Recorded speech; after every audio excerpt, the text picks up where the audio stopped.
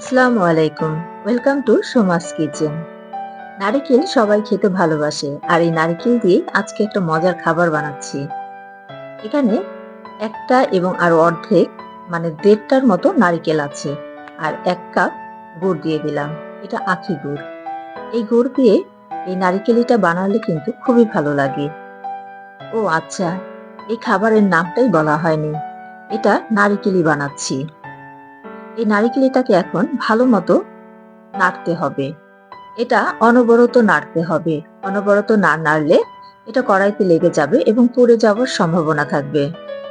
এটা অনবরত নেড়ে চেড়ে তারপরে বানাতে হবে। এটা বানানোর সময় অবশ্যই চুলার আঁচটা কমিয়ে নেবেন। এটা অল্প আঁচে বানাতে হবে। এখানে আমি আরো আধা কাপ গুড় দিয়ে দিলাম। গুড়টা মনে হচ্ছিল একটু কম হয়ে গিয়েছে, তাই এটাকে আরো আধা কাপ গুড় দিয়ে দিলাম। মোট 1.5 কাপ গুড় এখানে দেওয়া হয়েছে। এবার এটাকে আমি অনবরত নাড়বো। দেখুন কালারটা কিন্তু অনেকটাই চেঞ্জ হয়ে গিয়েছে। এই নারিকেল এটা দিয়ে কিন্তু মুড়ি খেতেও ভালো লাগবে, রুটি খেতেও ভালো লাগবে, এবং যে কোনো পিঠাও এটা দিয়ে তৈরি করা যাবে। এই নারিকেলিটা অনেক দিন সংরক্ষণ করে রাখা যায়। অবশ্যই কাচের জারে সংরক্ষণ করে রাখবেন। এটা অনেক দিন সংরক্ষণ করে রাখতে পারবেন এবং সেটা ভালোও থাকবে। নারিকেলিটা হয়ে গিয়েছে। এটাকে হাতে নিয়ে দেখতে হবে আঠালো হয়েছে কিনা।